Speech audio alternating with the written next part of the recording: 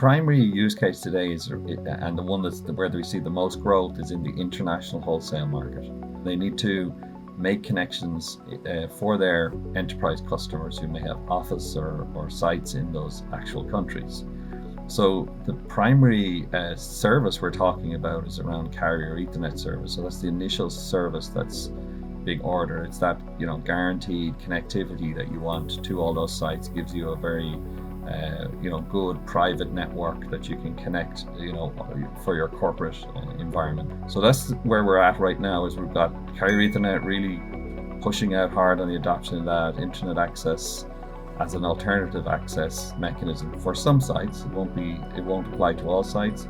The mix of those then supporting SD-WAN services for corporate environments, basically. There's been a lot of work over the last couple of years really looking at building up the awareness within the service provider community to meet how they can meet the demands of the enterprise.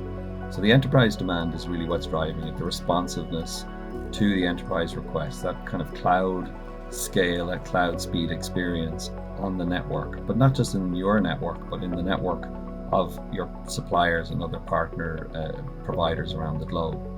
So Sonata does this via APIs and standardized processes. What it allows a provider to purchase order and purchase services from other suppliers in the world to serve its enterprise customers. And the API allows that to happen on demand in a totally automated negotiation of those services. It took time with the telcos. You've got this cooperation that needs to happen. They need to amend their systems, transform those systems, and really understand the processes and how they can bring them inside of their organization.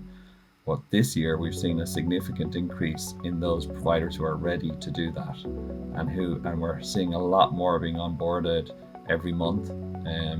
It's largely driven by some big buyers in the market who are saying we have to do this. We've been working on this now for some time, and we really need to start turning up more of those buyer and supplier connections. We're kind of getting to that early mainstream now where we've enough of a critical mass of suppliers, of buyers there, and a significant interest in either those who've implemented or are wanting to implement now the APIs and wanting to partner together.